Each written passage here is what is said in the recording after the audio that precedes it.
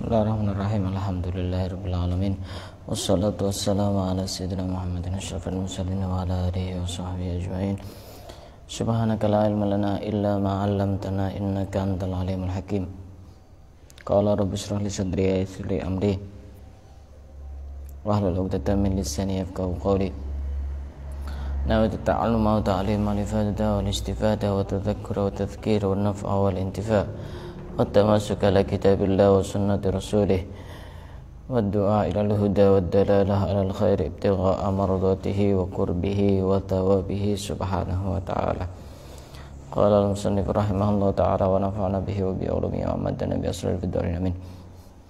Baik, akan kita lanjutkan kajian kita pada kesempatan kali ini, dan sekarang kita akan sedikit membahas tentang kejadian Isra Mi'raj Nabi Muhammad Sallallahu Alaihi Wasallam. Di situ ada dua kata yaitu Isra dan Mi'raj. Isra itu rihlah qudsiyah ardiyah, yaitu perjalanan di bumi, itu Isra. Jadi Isra Mi'raj itu ya jangan digabung. Isra itu perjalanan di bumi, perjalanan darat. Dari mana sampai ke mana? Minal Masjidil Haram ilal Masjidil Aqsa. Nah, itu Isra, itu perjalanan dari Masjidil Haram ke Masjidil Aqsa, itu namanya Isra. Sedangkan Mi'raj itu adalah rihlah samawiyah qudsiyah, yaitu perjalanan langit, itu Mi'raj itu. Jadi kalau menceritakan tentang perjalanan langit itu ya Mi'raj. Isra-nya perjalanan darat, itu perjalanan di bumi itu. Nah, perjalanan langit itu Mi'raj dari mana? Dari Masjidil Aqsa sampai ke langit ketujuh, sampai ke Sidratul Muntaha, sampai ke Mustawa, sampai bertemu dengan Allah Subhanahu wa taala. Itu namanya Mi'raj. Makanya ada satu keterangan yang menyebutkan as-salatu mi'rajul mu'min. Salat itu adalah mi'rajnya orang mukmin. Artinya apa? Rasulullah itu memang bisa naik ke langit. Bisa naik ke langit sampai langit ketujuh. Apakah mi'raj itu hanya bisa dilakukan oleh Rasulullah? Tidak. Seorang mukmin pun bisa melakukan mi'raj, tapi mi'rajnya dengan cara yang berbeda. Tidak sama seperti yang dilakukan Rasulullah, yaitu dengan melakukan perjalanan langit. Tidak. As-salatu mi'rajul mu'min. Salat itu adalah mi'rajnya orang mukmin. Bagaimana maksudnya? Orang itu ketika dia salat, dia itu merasa bahwa dia itu sedang bertemu dengan Allah, berkomunikasi dengan Allah, sebagaimana Rasulullah itu mi'raj sampai ke langit ketujuh, sampai bertemu dengan Allah.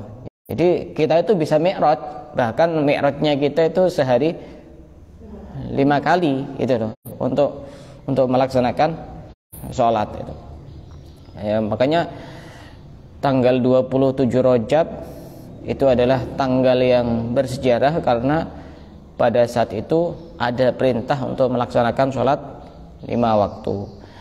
Summiyatis sholatu sholatan li'annaha silatun bainal abdi wa rabbih. Sholat itu disebut sholat karena sholat itu bisa menjadi penghubung antara seorang hamba dengan Tuhannya. Nah, kalau penghubungnya ini, talinya ini sudah putus, kita mau menyambung tali dengan siapa kalau tidak dengan Allah? Sedangkan yang menciptakan kita Allah, yang ngasih rezeki kita itu Allah, yang menghidupkan kita Allah, yang mematikan kita Allah, yang ngurus urusan, semua urusan kita itu Allah. Kalau orang sudah tidak sholat, dia mau nyambung hubungan dengan siapa lagi? Apakah ada yang lebih hebat daripada Allah? Apakah ada yang lebih kuat daripada Allah? Apakah ada yang lebih maha segalanya daripada Allah? Tidak ada. Makanya orang tidak sholat itu sama dengan memutus hubungan dengan Allah. Ya namanya memutus hubungan. Seperti manusia itu, sudah putus hubungannya, sudah tidak dihiraukan, tidak ngurus sudah. Nah, sholat ini penting, karena as-sholatu imaduddin. Sholat itu adalah tiang agama. Faman aqamaha faqad aqamaddin wa man hadamaha faqad hadamaddin. Kalau ada orang yang menjalankan sholat, maka sungguh dia telah mendirikan agama. Dan kalau ada orang yang merobohkan sholat, dia tidak sholat, maka dia telah merobohkan agama. Maka sebenarnya kehidupan kita itu bisa diukur dengan sholat. Kalau kehidupan kita berantakan, hancur, tidak tahu arahnya kemana, itu bisa jadi ada yang bermasalah dengan sholat. Yang pasti kalau orang tidak sholat, semuanya berantakan. Ibarat rumah tanpa ada tiang, itu roboh, hancur, berkeping-keping. Tidak bisa ada bangunan tanpa tiang. Di dalam hidup juga seperti itu. Kita tidak punya tiang, tiangnya itu namanya sholat, sudah. Ada masalah ini, ada masalah itu, belum selesai, ada masalah lagi. Ya itu karena memang sholat adalah hal yang penting. Dan sholat itu kembalinya kepada diri kita masing-masing. Dan di sini ada kisah yang cukup panjang, dan nanti akan saya singkat-singkat saja. Bahasanya nanti ketika Rasulullah itu melakukan perjalanan Isra, itu kan melewati beberapa tempat. Di antaranya adalah melewati mana? Ada melewati Gunung Turisaina. Kemudian juga itu tempat di mana Allah mengajak bicara dengan Nabi Musa. Juga pernah melewati Baitul Lahmin, kalau istilah orang barat sana Bethlehem, itu tempat dilahirkannya Nabi Isa. Terus juga pernah singgah di satu pohon yang pernah digunakan bernaung oleh Nabi Musa. Dan juga termasuk diantaranya sholat di Masjidil Haram itu, termasuk juga sholat di Masjidil Aqsa. Dan banyak tempat yang disinggahi oleh Rasulullah itu menunjukkan bahwasanya Rasulullah itu bertabarruk, mengambil berkah dengan tempat-tempatnya orang-orang yang soleh. Jadi sudah dicontohkan oleh Rasulullah. Kenapa kok harus di tempat-tempat itu? Karena tempat-tempat itu pernah disinggahi oleh orang soleh. Jadi apapun yang bersambung dengan orang soleh itu semuanya menjadi mulia. Masa kemudian ada pemahaman yang mengatakan mengambil berkah kepada orang soleh itu tidak diperbolehkan? Mestinya Rasulullah tidak melakukan itu, tapi kenyataannya ya Rasulullah melakukan itu. Dan singkat cerita, Rasulullah itu melakukan Mi'raj itu, perjalanan Isra dan Mi'raj itu dalam waktu yang sekejap, dalam waktu yang cukup singkat. Digambarkan di dalam kitab Maulid Diba, "Tsumma arudduhu minal arsy qabla ayyabrudal farsh." Aku kembalikan Rasulullah Nabi Muhammad dari arsy. Arsy itu di atas langit. Qabla ayyabrudal farsh, sebelum tempat tidurnya itu dingin. Maksudnya bagaimana? Biasanya orang itu kalau bangun tidur dicek tempat tidurnya hangat, karena mungkin setelah kita tidur itu jadi hangat. Coba jarak beberapa saat, mungkin tidak sampai 5 menit itu sudah hangatnya hilang. Dan Rasulullah itu bangun dari tidurnya, didatangi oleh malaikat Jibril dengan membawa buraq, itu datang kembali ke tempat tidurnya itu, tempat tidurnya masih belum dingin. Tempat tidurnya masih belum dingin. Tsumma arudduhu minal arsy qabla ayyabrudal farsh. Itu kalau tidak salah sebelum ini ya. Sebelum Fatazal ya. Sebelum Mahalul Qiyam ya? Apa sebelum ya? Sebelum Mahalul Qiyam. Jadi sangat sebentar sekali, bukan satu malam penuh. Bukan satu malam penuh. Karena kalau misalkan nanti satu malam penuh itu ya ada sedikit masuk akalnya lah. Kenyataannya banyak yang tidak percaya waktu itu.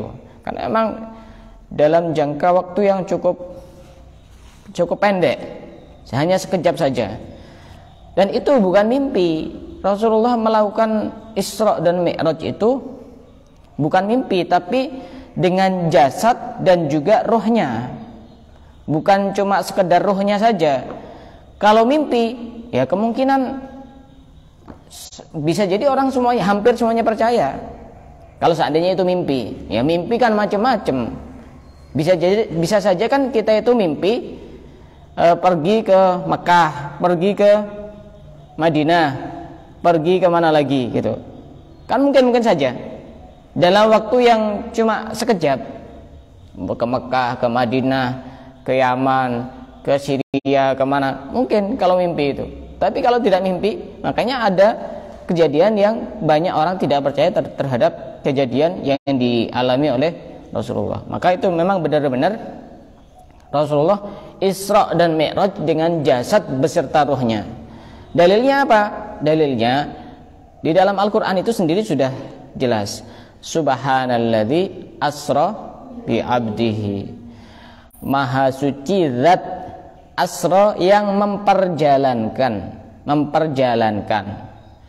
Berarti Rasulullah itu tidak berangkat sendiri dengan keinginannya sendiri.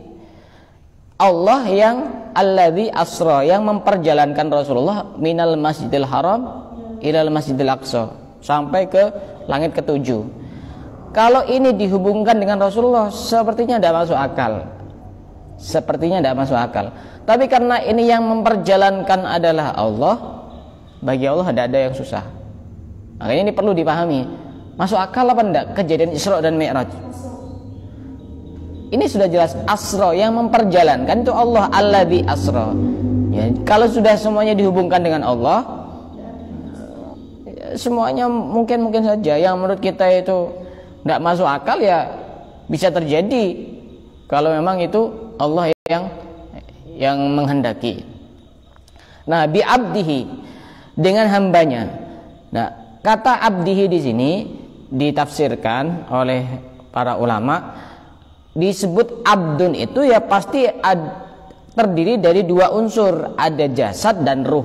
Tidak mungkin disebut abdun kalau cuma jasad saja atau ruhnya saja, apalagi tidak ada kedua-duanya. Makanya ini disebut abdihi. Dan di sini ayat yang cukup sangat indah.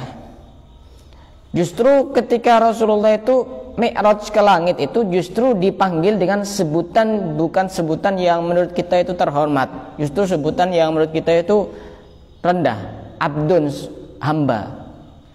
Tapi di sini mengisyaratkan satu pelajaran penting. Ternyata semakin orang itu mengakui kehambaannya, semakin orang itu tawadhu, maka dia akan semakin diangkat oleh Allah. Diangkatnya itu disimbolkan dengan perjalanannya ke langit itu. Abdihi, merendahkan hati di hadapan Allah, merendahkan diri di hadapan Allah, diangkat naik sampai langit ketujuh. Jadi orang itu semakin tawadhu, itu semakin diangkat derajatnya oleh Allah. Sama seperti abdihi kemudian sampai naik langit itu hanya simbol saja. Karena sebenarnya hakikatnya diangkat itu bukan urusan tempat, tapi derajat dan kemuliaan itu yang akan diangkat oleh Allah. Tidak heran kalau Rasulullah itu dalam sebuah hadisnya beliau mengatakan, man tawadhu'a rafa'ahullah. Barang siapa yang tawadhu, maka dia akan diangkat derajatnya oleh Allah. Karena hakikatnya yang bisa diangkat itu adalah orang yang ada di posisi bawah. Itu bisa diangkat, tidak bisa dijatuhkan. Sebaliknya, wa man takabbara wada'ahullah. Barang siapa yang takabur, sombong, maka dia akan direndahkan oleh Allah, dijatuhkan oleh Allah. Yang bisa dijatuhkan itu adalah orang yang berada di posisi atas. Itu biasanya tidak diangkat, tapi hanya bisa dijatuhkan. Nah, itu salah satu dalil yang cukup jelas bahwasanya Rasulullah itu Isra dan Mi'raj dengan jasad beserta ruhnya. Tanda-tanda yang lain yang menyebutkan bahwa beliau Isra Mi'raj dengan jasad dan ruhnya, itu tadi banyak yang tidak percaya. Ketika beliau selesai kemudian bertemu dengan orang-orang Quraisy, kan banyak yang tidak percaya. Kalau seandainya beliau cerita, oh saya mimpi, kemungkinan percaya semua. Kalau cuma mimpi, mungkin tidak berada di berbagai tempat mimpi itu dalam waktu yang sebentar. Kemarin tadi malam itu mimpi, padahal saya tidurnya cuma 5 menit misalkan. Ke Jakarta, ke Surabaya, ke Jogja, ke Situbondo, Probolinggo, Jember, Bondowoso. Mungkin enggak? Mungkin kalau di dalam mimpi kan. Tapi kenyataannya ini, ceritanya ini, waktu selesai Rasulullah itu bercerita kepada orang-orang, sebagian besar banyak yang tidak percaya. Di antara yang percaya adalah Sayyidina Abu Bakar Siddiq. Makanya waktu itu saya pernah baca, ya kalau dipikir pakai akal ya udah masuk akal. Iman itu tidak bisa pakai akal, tidak bisa. Waktu itu Rasulullah itu dites oleh salah seorang yang mendengar ceritanya itu. Katanya kamu naik sampai langit ke-7. Iya betul. Kemudian orang ini bilang, coba angkat kaki kanannya. Ya angkat kaki kanannya. Rasulullah ya, padahal Rasulullah sudah tahu itu, ngetes itu. Diangkat kaki kanannya. Coba angkat kaki kirinya. Rasulullah bilang, kalau saya angkat kaki kiri ya jatuh. Kemudian orang ini ya pakai akal, karena pakai akal. Untuk ngangkat kedua-duanya satu jengkal saja tidak bisa, masa kita ini bisa percaya bisa naik sampai langit ke-7? Tidak masuk akal, karena memang urusannya akal. Iman itu tidak pakai ini. Iman itu tidak usah pakai akal. Cukup kita percaya saja. Coba rukun-rukun iman itu hal-hal yang gaib itu. Iman kepada Allah kita tidak tahu, padahal ya Allah itu ada. Malaikat, iman kepada malaikat. Kenapa kita harus iman kepada malaikat? Kita juga tidak pernah tahu satu-satu tempat tinggalnya di mana, sosoknya seperti apa.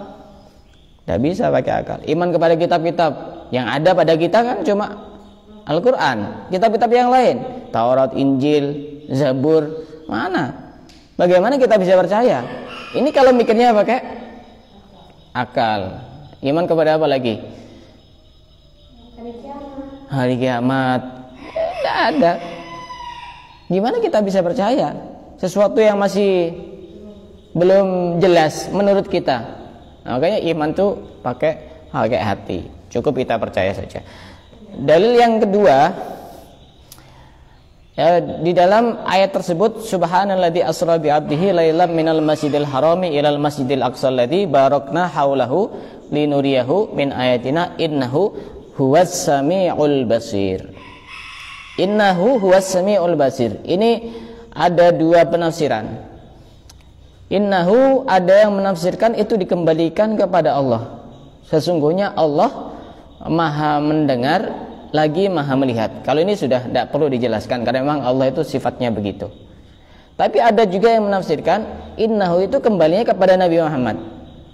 Innahu, sesungguhnya Nabi Muhammad Rasulullah huwas samiul basir, yang mendengar dan melihat.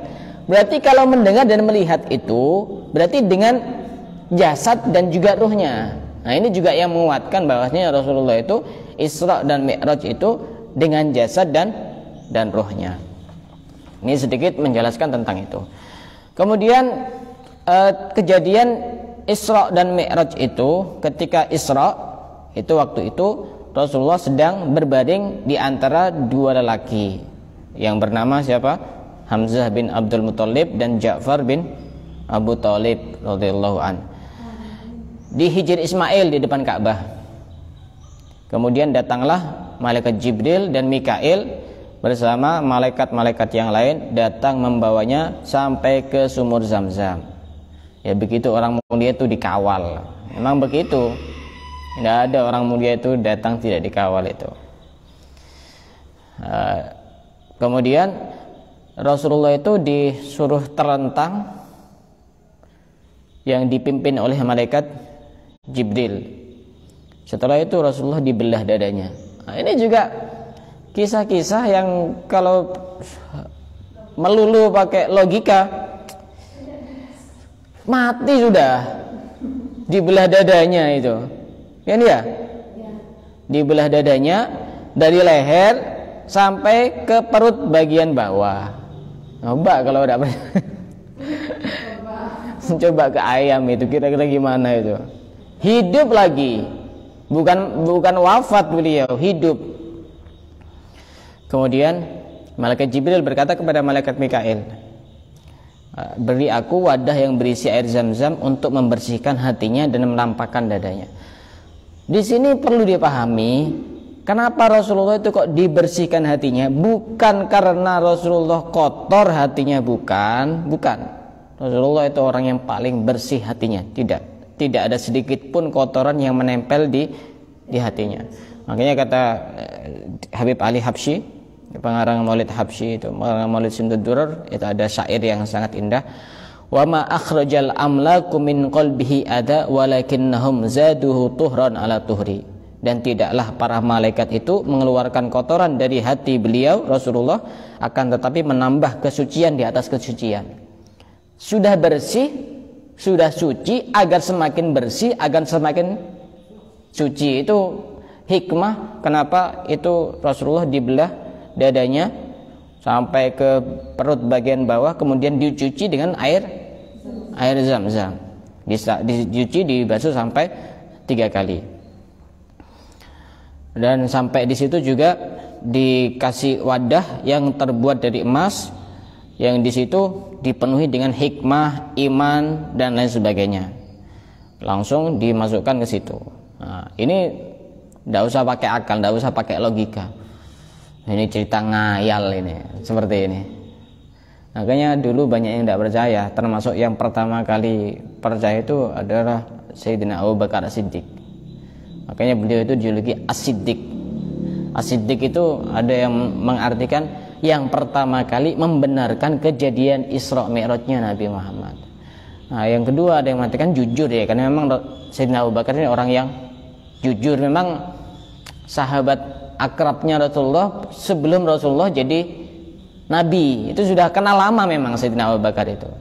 Bahkan setelah Rasulullah jadi Nabi tambah semakin akrab, semakin dekat, dan bersambunglah dalam hubungan sebuah keluarga yang menjadi mertuanya Rasulullah. Kemudian setelah itu Rasulullah itu didatangkan buruk itu ya tidak bisa digambarkan karena tidak ada contohnya. Buruk itu kendaraan para nabi-nabi sebelumnya. Kalau di sini digambarkan warnanya itu putih, tinggi, lebih tinggi daripada keledai, tapi lebih rendah daripada kuda. Di dalam satu kitab yang lain saya pernah membaca, buruk ini yang dipakai Rasulullah itu adalah buruk yang kurus, tidak buruk yang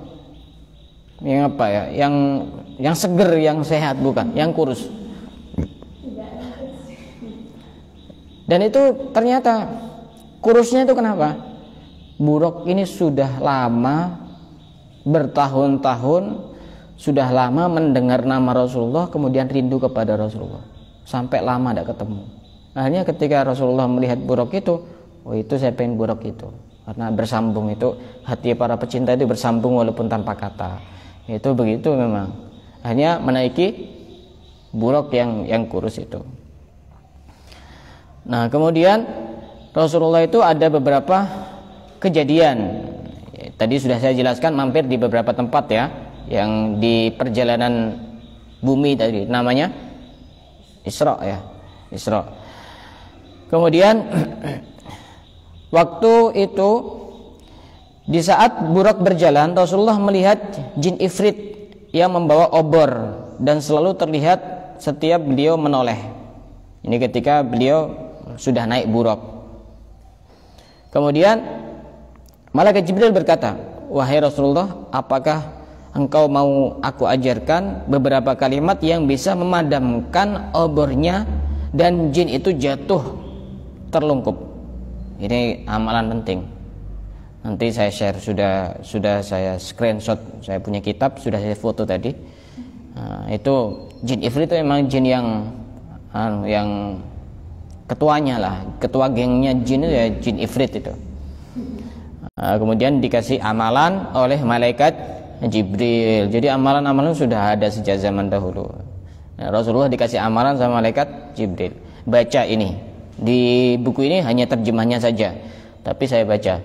A'udzu bikalimatillahi tammati allati la yujawizuhunna barrun wala fajirun min syarri ma khalaq wa bara'a wa dhara'a wa min syarri ma yanzilu minas sama'i wa min syarri ma ya'ruju fiha wa min syarri ma dhara'a fil ard wa min syarri ma yakhruju minha wa min syarri fitanil laili wan nahar wa min syarri kulli tariqin illa tariqan yadruku bi khair. Ini bacaan yang saya baca ketika ngeruqyah orang. Ini baca ini. Memang bacaan-bacaan ayat-ayat dan bacaan-bacaan ruqyah. Ini ternyata adalah amalan yang diberikan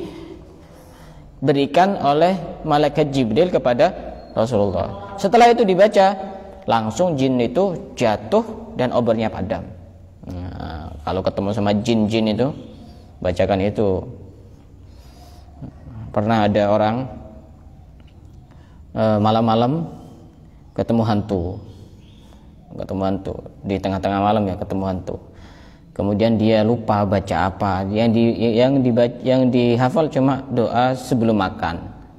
Akhirnya baca doa, Allahumma barik lana fima razaqtana wa qina adzabannar.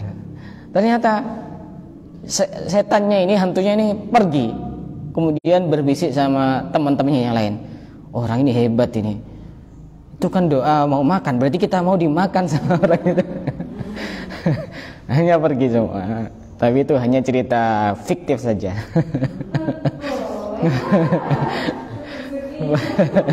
Bukan cerita beneran. Karena jinnya itu lebih pinter dibanding ini orang goblok ini. Ketemu kita kok doa sebelum makan. Tidak pada tempatnya. Nah, kemudian ada beberapa kejadian yang ingin saya ceritakan di sini, tidak saya ceritakan semuanya. Di antaranya, waktu Rasulullah itu melakukan perjalanan Mi'raj. Jadi perjalanan langit itu namanya Mi'raj. Rasulullah itu menemui beberapa kejadian yang tidak biasa. Di antaranya, Rasulullah itu melihat ada sekelompok orang yang memecahkan kepalanya, dipukul-pukul sampai pecah. Setiap kali pecah, balik lagi dan dipukul-pukul lagi sampai seterusnya, pecah, pukul lagi, pecah, pukul lagi. Kemudian Rasulullah heran, bertanya kepada malaikat Jibril, siapa itu malaikat Jibril? Mereka adalah orang-orang yang kepalanya berat untuk melaksanakan sholat. A'udzubillahi min dzalik. Nah, kita perlu untuk koreksi kepada diri kita sendiri. Kita perlu untuk tanya kepada diri kita sendiri, tidak usah melihat orang lain. Kalau kita mau sholat itu malas apa enggak? Berat itu bukan berarti kepalanya besar ya, bukan artinya kayaknya mau sholat tuh kayak mau pergi ke Jakarta atau mau pergi kemana, berat banget. Giliran mau ke pasar, Masya Allah, sebelum subuh sudah siap-siap, atau mau kondangan siap-siapnya sampai 1 jam. Iya, takut ditinggal rombongan. Pengalaman itu. Ya, berarti pengalaman siap-siapnya itu terlalu lama. Oh iya.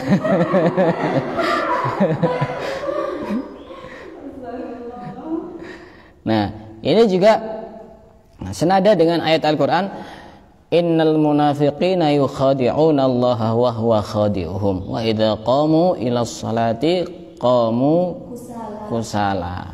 Kalau disuruh sholat itu dia malas-malesan. Itu sifatnya orang-orang munafik. Padahal orang munafik itu ancamannya sangat keras, ancamannya sangat berat. Innal munafiqina fid darkil asfali minan nar. Orang munafik itu akan ditempatkan di neraka yang paling dasar, yang paling bawah. Kemudian Rasulullah juga menjumpai kejadian juga, tidak saya ceritakan semuanya, yang penting-penting saja. Menjumpai satu kaum, satu kelompok yang mencakar-cakar wajahnya sampai wajahnya itu rusak. Tapi kukunya bukan kuku yang biasa seperti ini. Kukunya itu sudah bahannya berbeda, terbuat dari tembaga. Tembaga ya, kuku dari tembaga. Tidak usah tembaga, kukunya kita sendiri itu saja. Coba kalau pengen praktek cakar-cakar kukunya, wajahnya, pakai kuku, insya Allah wajahnya jadi glowing gitu. Kemudian Rasulullah itu bertanya kepada malaikat Jibril, siapa itu wahai Jibril? Malaikat Jibril menjawab,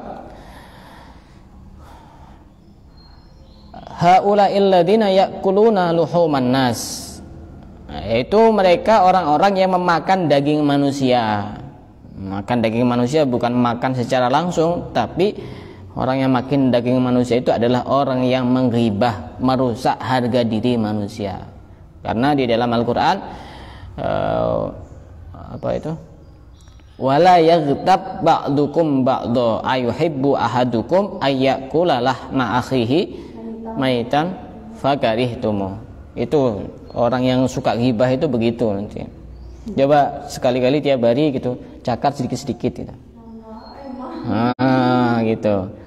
Terus membayangkan nanti itu siksanya di akhirat tuh begitu. Ini tutorial pemanasan. Begitu, nanti disuruh nyakar-nyakar sendiri pakai kuku, tapi bukan kuku yang ini, kuku yang terbuat dari tembaga. Itu nanti begitu. Kemudian juga ada Rasulullah melihat seseorang yang berenang di sungai yang isinya itu darah. Kemudian setelah nyampe di ujung, di tepi, dilempar mulutnya pakai kerikil. Kemudian ke tengah lagi, ke ujung lagi, dilempar lagi mulutnya. Kemudian Rasulullah bertanya kepada malaikat Jibril, siapa itu wahai Jibril? Dia adalah orang yang memakan harta riba. Orang yang makan riba itu salah satu siksanya itu begitu. Kemudian juga disebutkan bahwasanya Rasulullah pernah melihat juga di kejadian Mi'raj itu, melihat ada lubang kecil yang mengeluarkan sapi betina yang sangat besar. Lubang kecil bisa mengeluarkan sapi betina yang sangat besar. Setelah keluar, sapi itu pengen balik lagi ke lubang itu tapi tidak bisa. Kemudian Rasulullah penasaran, bertanya kepada malaikat Jibril, siapa itu wahai Jibril? Malaikat Jibril menjawab, itu adalah kaummu yang mengucapkan satu kata-kata yang berdampak besar kepada banyak orang. Dia menyesali, ingin menariknya kembali tapi tidak bisa.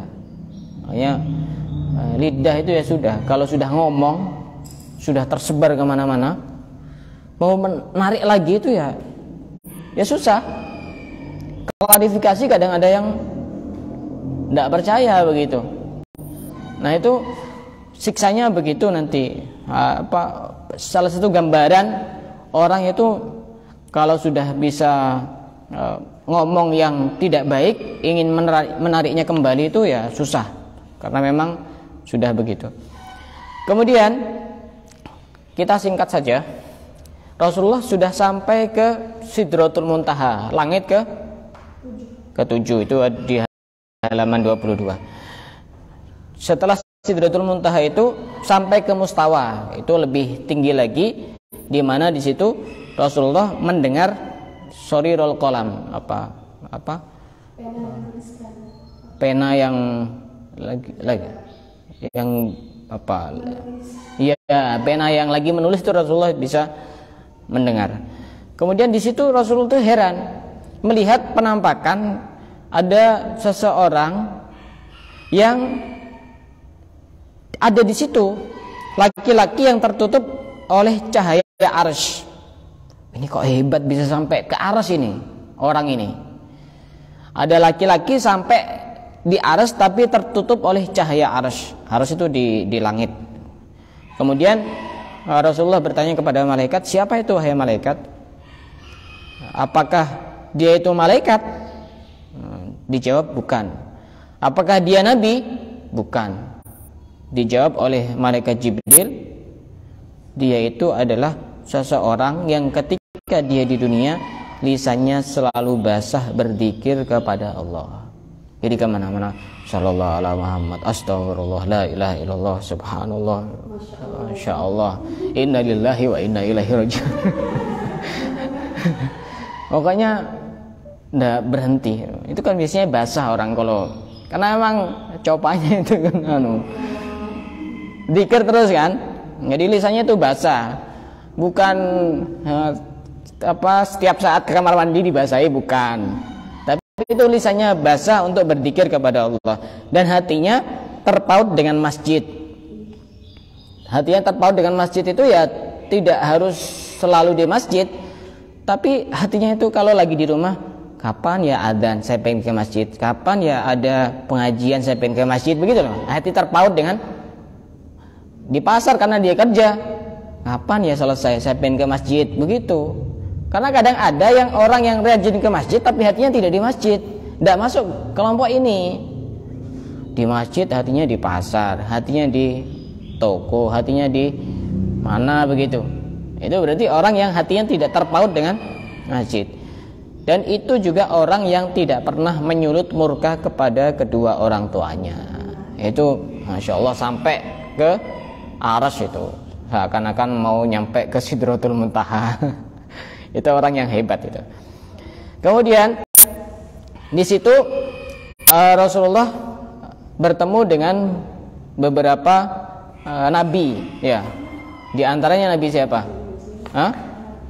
Nabi Adam, Nabi Yahya, Nabi Yusuf, Nabi Idris, Nabi Harun, Nabi Musa, Nabi Ibrahim. Nabi Ibrahim itu ada di langit ketujuh. Waktu itu bertemu di langit ketujuh. Langit pertama Nabi Adam, kemudian dua Yahya, Nabi Yusuf, Nabi Idris, Nabi Harun, Nabi Musa, Nabi Ibrahim. Singkat cerita, ketika Rasulullah sudah berada di hadapan Allah, Malaikat Jibril sudah. Malaikat Jibril tidak mengantarkan sampai ke Sidratul Muntaha, sudah tidak bisa. Itu hanya khusus untuk Rasulullah. Kemudian Malaikat Jibril ini sebelumnya memberikan saran, nanti kalau sudah bertemu di hadapan Allah, kasih penghormatan kepada Allah. Sehingga Rasulullah itu ketika sudah berada di hadapan Allah, beliau bersujud, kemudian beliau ngasih penghormatan kepada Allah, at-tahiyyatul mubarakatus shalawatut thayyibatu lillah. Dijawab oleh Allah, assalamu alayka ayyuhan nabiyyu wa rahmatullahi wa barakatuh. Rasulullah itu diberi keselamatan oleh Allah, ayyuhan nabi, dan diberi rahmat oleh Allah. Kemudian Rasulullah itu bukan tipe orang yang egois. Saya cuma yang diberi keselamatan sama Allah. Beliau menjawab, assalamu alayna wa ala ibadillahis sholihin. Yang diberi keselamatan bukan cuma saya, tapi hamba-hamba Allah yang soleh itu juga semestinya diberi keselamatan. Maka orang soleh ini orang yang luar biasa itu. Predikat yang paling hebat itu ya orang soleh. Status yang paling hebat itu orang soleh. Karena mendapatkan power doa dari seluruh umat Islam sedunia. Setiap kali sholat, baik sholat fardu maupun sholat sunnah, orang soleh itu didoakan oleh seluruh orang muslim sedunia yang sholat. Assalamu alayna wa ala ibadillahi sholihin. Maka tidak heran kalau magnet orang soleh itu sangat kuat, gitu loh. Karena powernya itu kuat. Doa juga datang dari sana, datang dari situ, datang dari sana, datang dari sana, langsung tersambung kepada dan bermuara kepada Rasulullah. Karena yang pertama kali menyarankan untuk agar orang soleh itu mendapatkan keselamatan dari Allah adalah Rasulullah itu sendiri. Begitu perhatiannya Rasulullah itu kepada hamba-hambanya yang terpilih, bukan cuma mementingkan kepentingan diri sendiri. Makanya orang soleh banyak yang datang, tamu siapa gitu. Ya, kuat magnetnya. Jadi tanpa orang-orang disuruh itu ya karena magnetnya kuat, jadi bisa nyedot kan. Contoh misalkan haul, acara haul orang-orang soleh itu kan tidak pernah ada undangan satu-satu kan. Kalau sekarang masih masuk akal ya. Dulu kan masih belum ada medsos yang bisa nge-share pengumuman jadwal acara haul begitu. Tapi dulu kan juga banyak yang hadir, bisa sampai ratusan ribu, bisa sampai jutaan, bisa. Misal hall yang cukup besar itu di Banjarmasin, hallnya Guru Sekumpul itu kabarnya itu sampai jutaan tuh yang hadir itu. Nah, ini kok bisa? Ya karena magnetnya orang soleh itu ya cukup kuat. Dan orang soleh itu magnetnya lebih kuat ketika beliau sudah wafat dibanding ketika beliau masih hidup. Dan orang soleh itu ketika menolong kepada para pecintanya itu juga lebih luasa ketika beliau sudah wafat dibanding ketika masih hidup. Dijelaskan oleh Imam Haddad begitu. Kenapa? Karena kalau beliau itu masih hidup, masih terbatas ruang dan waktunya, itu masih terbatas dan masih terbatas dengan fisiknya. Tapi kalau sudah wafat itu bisa lebih luas kemana-mana. Saya merasakan sendiri waktu tanggal berapa kemarin saya ke Jombang, itu tanggal 9 kalau tidak salah ya, tanggal 9 saya ke Jombang. Ada hallnya guru saya, kiai saya itu. Karena beliau sudah wafat, ya saya ziarah ke astanya, ke makamnya. Saya tahadus bin ni'mah, semoga tidak pamer ya, semoga tidak pamer.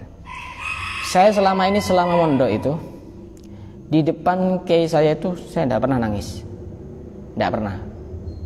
Biasa di depannya langsung, bukan ketika ngaji ya, bukan ketika belajar begitu, bukan. Di depannya langsung saya biasa tidak pernah nangis. Tapi ketika saya kirim tahlil, saya tidak mikirkan apa, kok tiba-tiba saya tidak bisa membendung air mata saya ini. Tiba-tiba waktu itu saya jadi ngimami salah satu teman saya yang juga alumni Tarim situ. Saya disuruh jadi imam. Ketemuan di Tabak Beras di Jombang itu. Oh, ini kok bisa sehebat itu? Ya karena memang magnetnya lebih kuat. Padahal saya biasa-biasa, awalnya juga biasa-biasa. Cuma ketika saya doa nyebut nama guru saya, tiba-tiba tidak bisa dibendung. Tiba-tiba saya nangis. Kok bisa? Ya karena orang yang sudah wafat itu magnetnya jauh lebih besar dibanding yang ketika masih hidup. Maka saya sering kali mengingatkan, jangan sampai orang itu tidak bisa membedakan mana yang penting, mana yang sangat penting. Bagaimanapun guru-guru itu jauh lebih penting. Guru-guru kita itu jauh lebih penting dibanding kita menghadiri acaranya, hallnya orang-orang soleh yang memang beliau sangat tinggi derajatnya di sisi Allah. Kadang orang sekarang itu ya, apa karena pamer atau karena apa, tidak tahu. Acara gurunya sendiri tidak harus haul ya. Kalau gurunya masih hidup, masa iya mau dihauli? Itu kadang tidak datang. Tapi hal-hal yang besar sampai ke tempat yang jauh datang. Bisa sampai dikorbankan apapun untuk bisa datang ke sana. Ini bukan tidak boleh, tapi harus paham. Orang itu harus paham. Itu silakan datang, tapi gurunya itu juga datang. Karena bagaimanapun yang bisa ngasih pengertian bahwa datang kepada haulnya orang soleh itu penting, apa tidak melalui guru? Kan begitu. Saya sampai miris waktu itu pernah ketemu sama salah seorang alumni pondok pesantren yang saya dengar kabar bahwa kiainya wafat. Saya tanya kepada dia, kamu tidak takziah? Saya malas. Tapi ketika hal-hal ulama-ulama besar itu pasti hadir, walaupun sibuk apapun. Ini tidak benar kalau seperti itu, tidak benar. Bagaimanapun ya, guru itu penting. Seperti ceritanya siapa? Habib Umar bin Abdurrahman Al-Attas dengan muridnya yang bernama siapa? Syekh Ali Baros itu loh. Syekh Habib Umar bin Abdurrahman Al-Attas ini pengarang Roti Palatos. Waktu itu kan beliau bilang, sebentar lagi kita mau kedatangan tamu Nabi Khidir. Kemudian setelah datang, santri-santrinya itu semuanya rebutan mau salaman kepada Nabi Khidir. Ada satu muridnya itu yang setia masih ada di hadapannya Habib Umar bin Abdurrahman Al-Attas. Itu namanya Syekh Ali Baros. Kamu kok tidak rebutan ke sana? Bagi saya guru adalah hal yang luar biasa, yang paling berharga. Sehingga sampai Habib Umar ini bin Abdurrahman Al-Attas ini bilang, orang kalau baca rotib atosku ini tidak boleh kalau tidak bertawasul kepada muridku yang ini, namanya Syekh Ali Baros, bukan dari kalangan habaib, Syekh Ali Baros. Saking hebatnya karena takdim kepada. Jadi ketika baca rotib atos itu otomatis Syekh Ali Baros ini dapat keberkahan. Bukan cuma ketika baca rotib atos, ketika tawasul yang lainnya pun biasanya masuk Syekh Ali Baros ini, karena murid yang taat kepada gurunya. Nah, begitu sholat adalah hal yang sangat penting.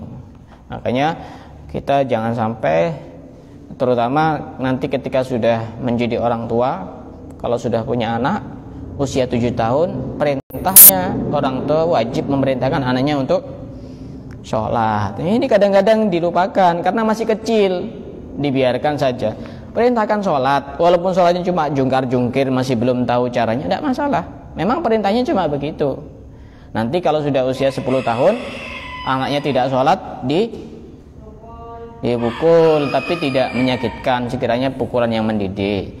Dan semoga kita itu termasuk di dalam doanya Nabi Ibrahim yang berdoa, Rabbi ja'alni muqimas sholati wa min dzurriyyati rabbana wa taqabbal doa. Sekelas Nabi Ibrahim yang jadi nabi dan jadi rasul itu masih berdoa, ya Allah jadikanlah aku sebagai orang yang mendirikan sholat dan keturunan-keturunanku. Khawatir keturunannya tidak sholat. Maka kita juga lebih khawatir gimana anak kita nanti, gimana keluarga kita nanti, gimana anak cucu kita nanti, apakah sholat atau tidak. Maka itu juga doa yang penting untuk kita panjatkan kepada Allah, Rabbi ja'alni muqimas sholati wa min dzurriyyati rabbana wa taqabbal doa. Insyaallah akan kita lanjutkan besok. Wallahu a'lam bishawab.